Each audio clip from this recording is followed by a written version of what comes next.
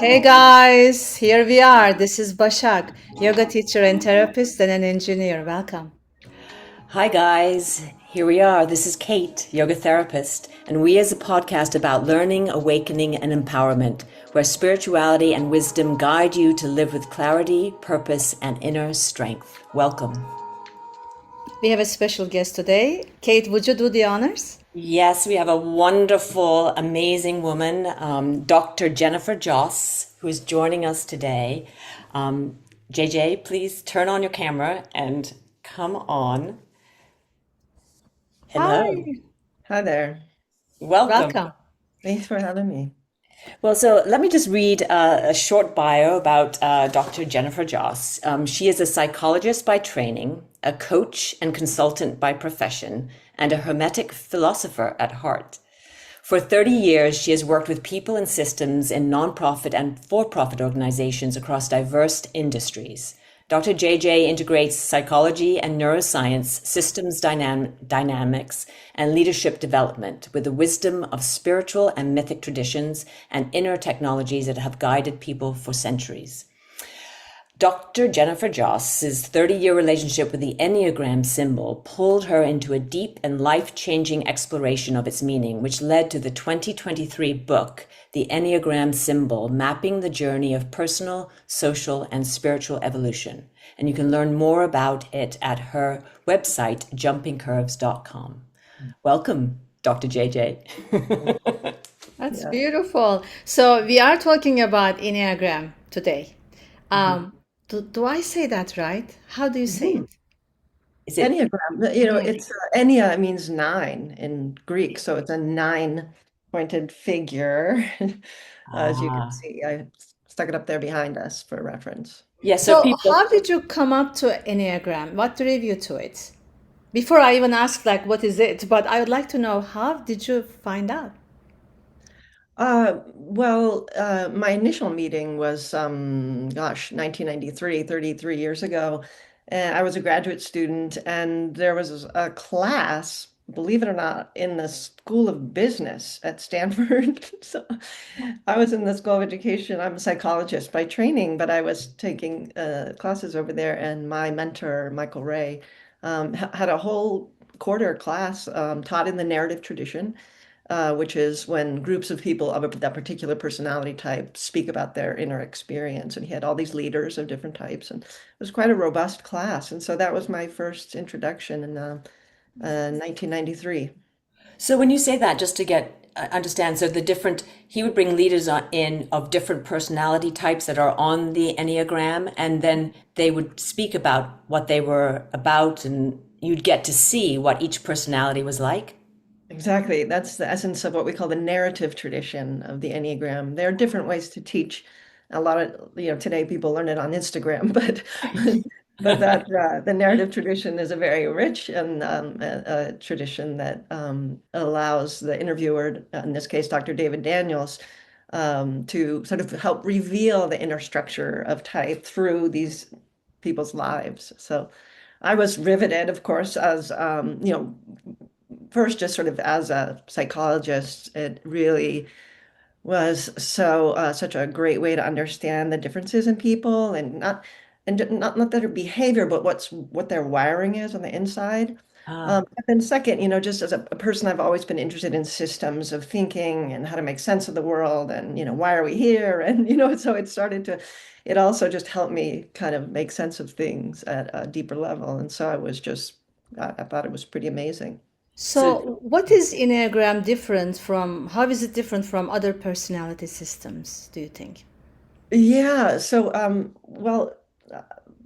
first and foremost, it's different because it's rooted in very, very ancient wisdom. It's very, very old. I think it's the Enneagram as a figure. This figure kind of came to us in like the beginning of the 20th century. Gurdjieff, G.I. Gurdjieff, this Turkish Armenian mystic philosopher, introduced it to the modern world in this form. But the nine-pointed Enneagram, and more importantly, sort of the wisdom that it's based on, is as old as time. I think goes back before we had the written word, because it's transmitted in our myths and stories. So anyway, so number one, it's rooted in ancient wisdom. So it's so much more than a typing system. And because of that, it can be used not only for understanding your personality and psychological growth, it can be used for very deep spiritual awakening and development. So Hmm. unlike some systems that kind of put you in a box, this is who you are. The Enneagram is really about seeing the box that you're in through your conditioning, your karma, your neurobiology, like from whatever perspective you're looking at it, seeing the box that you're in based on your habitual ways of operating and helping you kind of, ease off those layers to access more of who you are, more of your divinity, really. So, in essence, we're developing ourselves into this figure, which isn't a strange idea, but it's sort of a fully developed soul in touch with spirit. So we have our humanity and our divinity accessed in the depth of what this symbol has to offer. So, and it can walk us through those layers of development. Something like, body, soul, spirit is that ladder to divinity that Right. some traditions describe. So all of that is in there. So that symbol, I just wanted to get into that symbol a little bit Mhm. before we continue in that very yogic philosophy you So are actually yogic. touching I base know. on. It's Yeah. crazy. So what does the circle represent? The circle represents the law of one. Most simply that, we're all in everything is interconnected, we're just one big quantum wave, or, Yeah. God is all there is, all that is. And yet there's interesting twist in this, is that it also contains this idea that because this system, when fully formed, is in motion, you can see the dynamic movement, all those arrows. So it contains this idea that the one ground of being, the one source of our being, is both kind of being and continually becoming, Yeah. right? So it's Yes. always emerging. In the Yes. beginning, it's always beginning. It was the word, was the logos, which is something like a pattern of reality, which the Enneagram is a kind of pattern of reality, we might say. But I'm getting off track there. So that's the Love law that. of one. This circle And then represents the triangle. the triangle in the center there Yeah. represents the law of three. So we could take out those numbers and just sort of look at the shapes. Yeah. And the law of three is it's quite a radical idea, especially in our times. It's based on the idea that polarity is not only not bad, but it's actually essential for next level growth. So the law of three is about three fundamental forces in the universe. The first two are very simply what we just described, being and becoming. That the way that there's a force that moves from oneness into diversity, from the one to the many, and then that sort of involution of divinity into the created world, and then evolution, like the force that moves from diversity back into wholeness. So that kind of contraction and expansion from the lens of physics is always at the center of reality. In fact, in today's science, chaos science or the science of synchrony is all about how this kind of movement between order and chaos sort of continually is beating through the worlds, through our hearts, through our pulse, through our lungs, through the, flocks of birds. So anyway, so those are the two fundamental forces. But the law of three says, there's uh, that those forces can create at a whole new dimension of growth when we can hold the tension of their opposing nature, In right? balance, in a way. Yes. Right. It's a bit like the Tao, that no, most people don't know the line in the middle of the Tao is the way to hold this polarity, to walk with or dance with polarity, so that when we have a third force, and it's not any third force, it's a particular kind of third force that can tolerate and hold the tension of opposing ideas, opposing forces, opposing needs in oneself without reacting, can stay present with that. Then when what happens is the triangle becomes a tetrahedron. So think of that at one point. The alchemy of Yeah. all of this coming together actually allows for an emergent property, like a new fourth point, Yeah. That's the law of three is called the law of creation for that reason. So when we go to create something new, the way to do that is to welcome the other, welcome that intensity, Mm. hold it, stay present, and allow for the emergence of something new. So It's it's almost like there is an active force, there is the passive force, all more of a exactly. receiving force, and then there's that kind of reconciling the both, the balancing both in a way. Exactly. And that's what Gurdjieff called them, affirming and denying or active and passive. And I Mm. think we get a little confused sometimes about what those mean and what is the reconciling force. There are different perspectives on that. I studied it from many different lenses, but I fundamentally believe that we are meant to be the reconciling force, meaning we are meant to develop ourselves into this vessel that can Mm. hold complexity, that can love our shadows Yeah. into dissolution, and that's what allows the emergence of something we couldn't fathom from this level of development. I don't know who, I don't remember who said it, but something, the problems of today can't be solved at the level at which they were created. Right. So we first have to raise our capacity, Einstein, I think, maybe. They Yeah. maybe, attribute that to Einstein. I'm not sure. maybe so. Yeah. Yeah. But it's the idea is we have to first raise our capacity for being, for Mm. consciousness, to raise our perspective, Yeah. right? And then something else can emerge that's not actually of our making entirely. It has to do with this alchemy, or in, Right. in in biology or systems dynamics. It's an emergent property of this seemingly chaotic system. So Very I interesting. know That's we the want, love, it's more than amazing, you bargained for. and we want to get into the Before that, can we yeah. continue with the shape for a second? Because Oh there's a yeah. hexad now after Yeah. that. Yeah. Right. So without getting too complicated, so that figure that goes 1428571, um, it's a funny, we call it the hexad. It's actually kind of a broken open hexagram, which is Yes. an interesting issue, right? So if there were Yes. two equilateral triangles, but it's not, it's sort of broken open. Yes. And if you It makes see me the figure, nervous that it's yeah, not. It makes me nervous. It's well, interesting. yeah, Yeah. so my view is well, actually, I'll start maybe the Sufi Enneagram, they call it, excuse Mm. me, the line of spirit, Yeah. and describe it as carving a path in our souls, which is the space of the circle, that's expressed in fragments, 9 fragments around the side. So it carves a path in our soul, whether or not we're conscious. Hmm. So, in some sense, if you think back to those two forces at the center of existence, then you see how this figure that maintains life, Gurdjieff called it the law of world maintenance. It goes kind of like coming together, falling apart, coming together, falling apart, coming together, falling apart, and yet it's an eternal circle. This is Cycle. samsara. Cycle of birth Yes. and death So we're Yes. almost. caught Yeah. this way and that, this way and that, this way and that, until we can introduce the being and consciousness through that Mm. triangle to hold the tension and then make the octave of growth, the journey around the symbol. If you took out the triangle, you'd see there's actually 7 spaces, 7 steps in the octave of growth around the symbol. So actually the laws are meant to come together. They're not meant to be separate. I mean, in using this as a developmental process, and people speak about the hexad as the law of seven, but it's not that simple. It's it uh the law of seven really is mapped around the circle, but you can only get around the circle by incorporating the other two laws, if that makes sense. Yeah. So it shows us some of the inner structure, and a developing relationship with spirit, I believe, that happens while we're doing the journey around the symbol.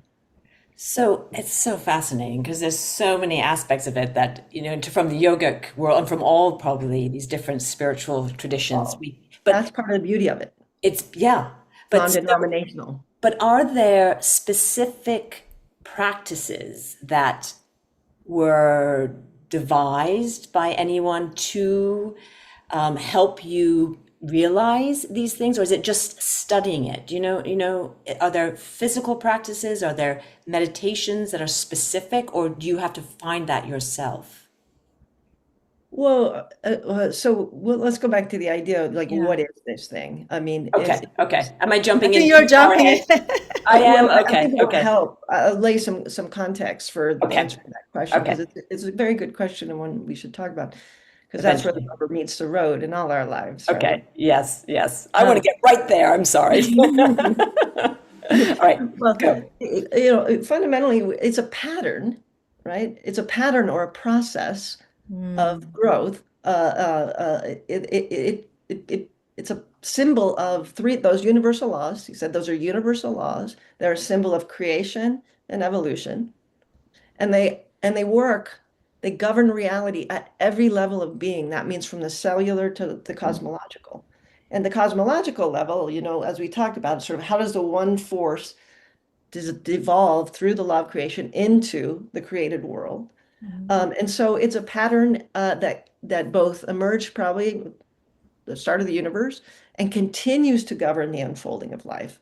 Right. And so, from my perspective, anyway, as a hermetic philosopher, which is, by very definition, is someone that looks from many different traditions, trying to find the underlying unity and how it manifests in creation. So, if you imagine people all over the world kind of, observing themselves, observing the cosmos, right, seeing how things unfold in reality, then they call it different things.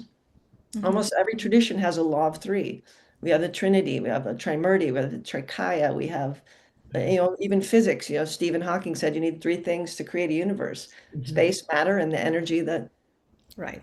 transits them, So from that perspective, yeah, I think there are a lot of practices and I love the idea that we have an interior science and it's as old as time and it's no less rigorous or well developed Yeah. than our exterior science. And so that's one thing I would say. There's probably many different ways to do what we're doing, which is moving through from body, soul, spirit on Yeah. that ladder to divinity, which it's three steps that emerge into a fourth potential Yeah. union with divinity. Whether that emergence happens or not is a gift, when you're talking about the law of three. But so that said, there are many ways to do that journey. Yeah, I mean, it's just In terms like of the Kate was Enneagram, saying, go it's ahead. completely aligns with the yoga philosophy, Right. right? There is a So I think field, that's there my is a, yeah, first. there's a seer, there's a scene, and there's an action. There's a field, knower of the field. So we're talking about spiritual material and then the creator. And so I was going to ask you, so in yoga, we are studying about we are not the personality, we are the witness, Atman, right? So in that sense, does Enneagram help us see our personality as a layer and not the complete truth? Yes, And how do absolutely. we misidentify with those patterns in a way to understand our essential nature? Would that make sense? Absolutely. Right. Yeah, and fundamentally that's what it's for, right? It's not a typing system, it's an untyping system. Now, our type, um, what is personality? It's from the psychological and Enneagram perspective, it is also a pattern. It's a pattern that we learned when we were young. It's a defensive strategy to get our needs met, fundamental needs like control, uh, safety, and to be connected. Those very, very first needs. So we develop this pattern of thinking, feeling, and being that literally gets wired into our primary centers of intelligence. So just like the chakras, we also have these sort of, and the Enneagram would account for that. You could almost Yeah. map them around there. But Yeah. we have these primary centers of our thinking, our feeling, and our gut instinct. And when I say intelligence, I mean something like it's literal, like the energy and information that's constantly flowing through us. And it gets distorted because we have particular ways that we see the world and think based on our wiring, based on our habitual patterns, and that we feel and that we react, right? So the Enneagram can show us very specifically how we're caught by our ego structure. Um, And so, although we're made in the image of divinity, right, we have trouble inhabiting it and becoming fulfilling our creative potential as creators because of the way that we're caught by these patterns. And so, our personality literally shapes how we perceive the world. It's say our personality creates our personal reality. So the Enneagram gives you a very specific map to that. If if you find your type and feel like it's accurate, it starts to point you to where to look to find the ways where I pull myself out of presence. So that's what personality is, some people call it the false self or Yeah, false Yeah, ego ego. structure, character structure. Not because it's not useful, it's actually a very intelligent strategy for a little being to get their needs met and get along in the world. Like it's a very important part of, let's say the first half of life. And yet it's not all of who we are. And as much as we love it in a way, because that's where our great gifts come from, it pulls us out of who we could be if we had a clear channel of energy and information moving through us. So at first, it just can really help us identify how those centers are used and to start to get some practice. You talk about practices, Yeah. Kate, at look, okay, let's say next time you get triggered and you're a person that has a lot of fear. Let's say next time you get triggered and you start looking for what's wrong, what's going to go wrong, you go, oh, there's that again. I'm doing that, right? Mhm. You can kind of hold the tension of that and not act it out. You can stay in confusion and not act out my doubting mind and start to think, what could go right here, maybe? Or what would happen if I just emptied myself of that pattern for a moment? Mhm. Maybe Mhm. something different could arise. That's an example of like using the law of three, welcoming. I call it loving our enemies while they're crucifying you, right? Like our and at the same time, I'm sort of playfully because I think one of the most important things I've learned from this process is that we awaken through our issues, not despite them. Like there's a way in which we have to sort of there love. wouldn't need to be awakening if there were no issues. Yes. Right. Yeah, and that they're actually our path. Mm. That learning to sort of love and reintegrate each of the ways that our ego structure works helps us to access more and more who they are. I mean, again, this is something shared by all traditions, as you know, that our duality, our desire and aversion, desire and I I want was this. just thinking that. Yes, the raga I and mean, a little bit, Dveda. you can Yeah, sort of go Dvesha. right back. I want this. I don't want that. I want this. I don't want that. And so all of that, none of it's bad. It just takes us out of presence. What's the presence? So when we kind of can get the head center a little bit more open and curious, we can get the heart center a little bit more open and present and receptive. We can get the gut like grounded, and we start to get a different kind of, literally a different energy that runs through us when these centers are now integrated and now with the chakras would be the same move and we get a little more space inside when Yeah. all of these are working as one when we get what's space but the essence of who you are. It's Yeah, like the it's essence just of yoga the and Enneagram are so parallel. Every time you're saying something, I'm like, I want to jump all over it because it is yeah, you go ahead. amazing the parallel, how closely associated they are. I think that they are both paths to interrupt the unconscious loops that Yes. we created and then we became unconscious of it. And Right. do you find when you talk to different people from different so you're talking to two people that are very much into yoga, when you talk to someone in a different tradition, do they say the same thing? Oh, this is so similar, this is exactly how we think of it in our tradition. Do you find that?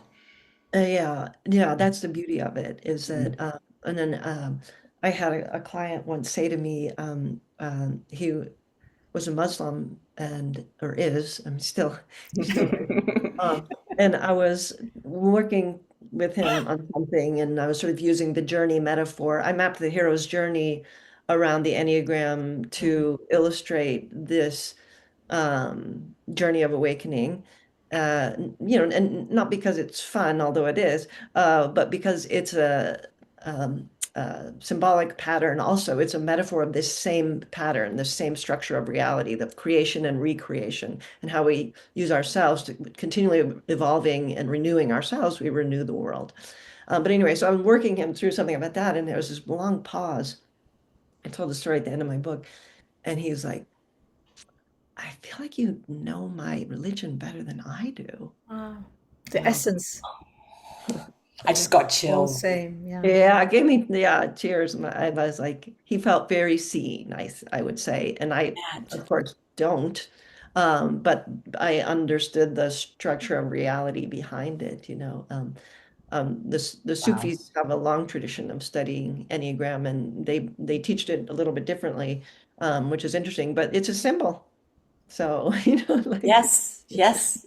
Doesn't So, belong to anybody. does the another question? Does the body hold patterns for of each these enneagram types? So, can you identify that? yeah, I think there's a couple of ways to answer that. Like at the level that I was just speaking, like our neurobiology, our brain and body, like we're wired to carry out these patterns over and over. So that sort of more granular level, absolutely. I mean, that's why it's so difficult to make change because neurons that fire together wire together, right? Yeah. And we have enough plasticity that we can start to reroute things and we can not be caught by our habits all the time.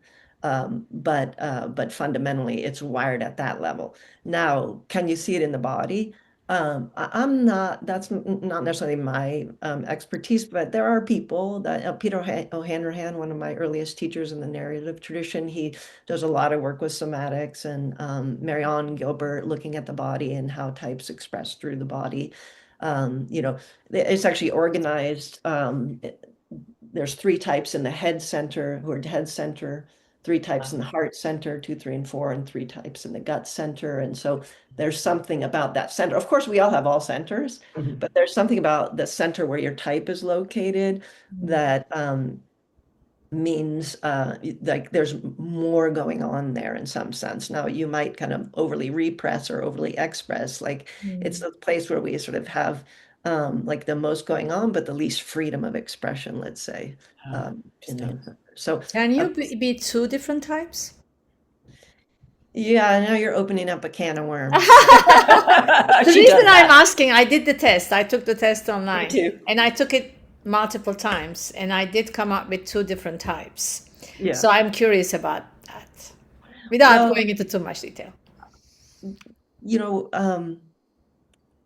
fundamentally these are patterns. Like we're talking about the constituent elements of the universe.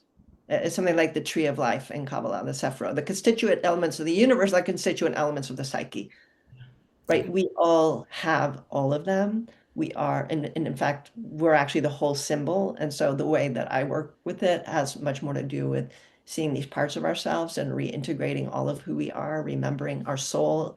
Soul is, if you're talking about um, using it for awakening, our soul is the archetype of wholeness, right? And so the more and more we drop out of any one thing and our attachment to our type, and access more of this energy moving through us, the more and more we build a soul. Goethe said we actually have to build a soul. And the soul is the vehicle or the vessel that accesses spirit. So there's sort of this movement, through different ways of working in the interior sciences in that way. So I find that far more interesting at this point in my life to learn more and more about what's unfolding through this really magical symbol, which I think has to do with magic, than to get into type. Now, that said, because I know Yes. everybody wants to know the type, the tests are fallible because the Right. Enneagram fundamentally is not about how your behavior or who you think you are. It's really about that internal wiring, our deep patterns, our fixation of our head center, the passion of our heart center. And sometimes we don't know, like it's so much the water we swim in, we don't know what our habits are very clearly. So we can maybe not answer the questions as, or, if you're as old as I am over time, you've changed so much, or if you've had trauma in your life, you might have taken a big right turn and how you show up and how you operate based on that. Mhm. So it can get a little sketchy. Now, the nine types are the nine types, and there's three subtypes in every type. So there's really sort of 27. Uh, Nine but again. we don't need a test. Like the best way to learn the Enneagram is to really learn about the types, but then start watching yourself. Yeah. Where does my mind go when I wake up in the morning? Like, do I wake up thinking about the future? Do I wake up thinking about the past? Do I wake up happy? Do I wake up sad? Like when I walk into a room, where's my attention? Mm. On the person that needs me and the one I can impress. Like you start watching your patterns then and you read a little bit and kind of have this dialogue or dance, you start to see what's more and more true for you.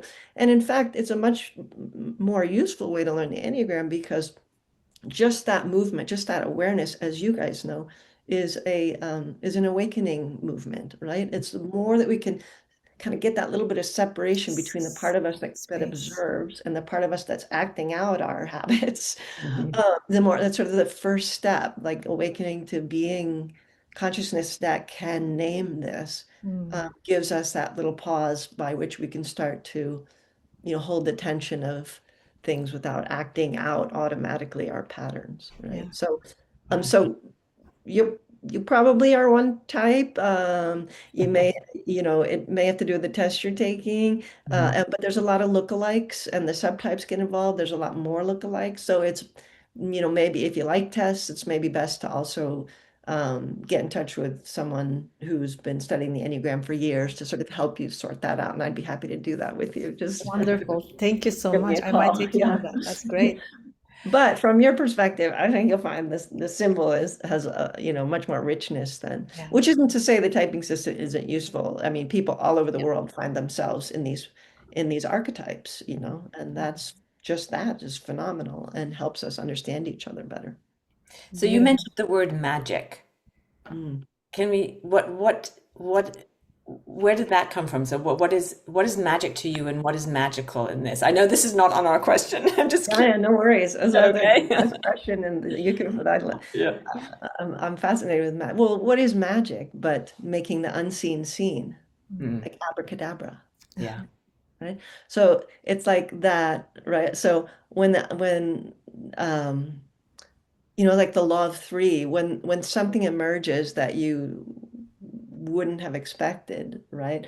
Or when divinity comes through you, through these hands, right? When the unseen becomes seen, it's magic. And so how do we do that? We do that by turning ourselves into this dynamic process of creation. Remember, this is the law of creation. We're made in the image of our creator, but we've forgotten how to Mhm. create, right? And so when we start to live the laws, we start to get access to this process, this pattern by which the unseen becomes emergent through our lives and these hands. And as we start to repair our souls, we repair the world. It's a very old idea, but it's true if you think about this as the constituent elements of reality. So Beautiful. that's one way I would talk about Yeah. magic, and Yeah. it's fascinating that that's really what we're doing here is really, blows my mind. Yeah. Yes, and we Mine have too. so much more questions, but we are already past time. No, no. Maybe next time. We didn't I really keep even thinking. get to the journey of, to the body, soul, spirit, and the path of awakening, but maybe another day. Yeah. It's Thank you. it's yeah, it's amazing. You're so knowledgeable and you speak so well on the subject. And I recommend that people, if they're interested, to check out your book, right? Because you sort of written it as a journey, I understand, right? So that people who don't know maybe about the symbol can read it and sort of start to take that journey. Is it available on Amazon, etc.? Yes, Yes. Yeah. yeah, Yeah. it sure is. It's the Enneagram symbol. Oh yeah. Uh, You can looks like have a copy this. there. Kind of pretty. Yes. I have Yes. bought it actually. I just have Well, not read it, but now I will. yeah, and so so one of the things that Gurdjieff, who taught this sim as a symbol, said is the higher heart. So if we think of the higher heart a little bit like the soul, the higher mind a little bit like the spirit, the higher heart learns through metaphors and stories. And Mm, the higher mind learns through symbols like geometry. So the book is actually an unfolding journey taking you both through theory and metaphor and alchemy, which is magic, the fruits of magic, the practice of magic, we'd say. So it's meant to sort of take you on a journey. So that's just a little bit of a warning that it's a bit dense, right? If you don't like the discovery process, it can be a bit dense, but you can always skip around, go to the stories or go to the alchemy or read the theory. And Perfect. so, but it's the result of a long journey of trying to understand what it is that we're doing with this symbol. Yeah, let's link your book, Amazon or wherever you prefer, to our podcast so that people can reach and buy it. Thank Yes, you. yes. It's so fascinating. Thank you for joining us, Dr. Thank you JJ. so much. Oh, my pleasure. Thank you for being interested. It's a fascinating conversation. I'd It's love to wonderful. learn more about how yoga philosophy is unfurled through this dynamic Completely. symbol as well. I know. It's just, it does blow my mind. It's Mhm. magical. All Thank you. And right. Should we we? are going to leave with a little dance out. Oh, we're Oh, gonna dance out. Okay, let's do it. All right. I am the DJ. Are you all ready? Yes. Okay, Thank you, here we Dr. go. JJ, and we'll see you again soon, we hope. I hope so. For more on the thank you so Enneagram. much. Okay, bye. Thanks, everyone, for listening. Do I Bye have to now. dance Dance. too? Does It's that a mean? no, no, stay, dance, dance. You don't have to.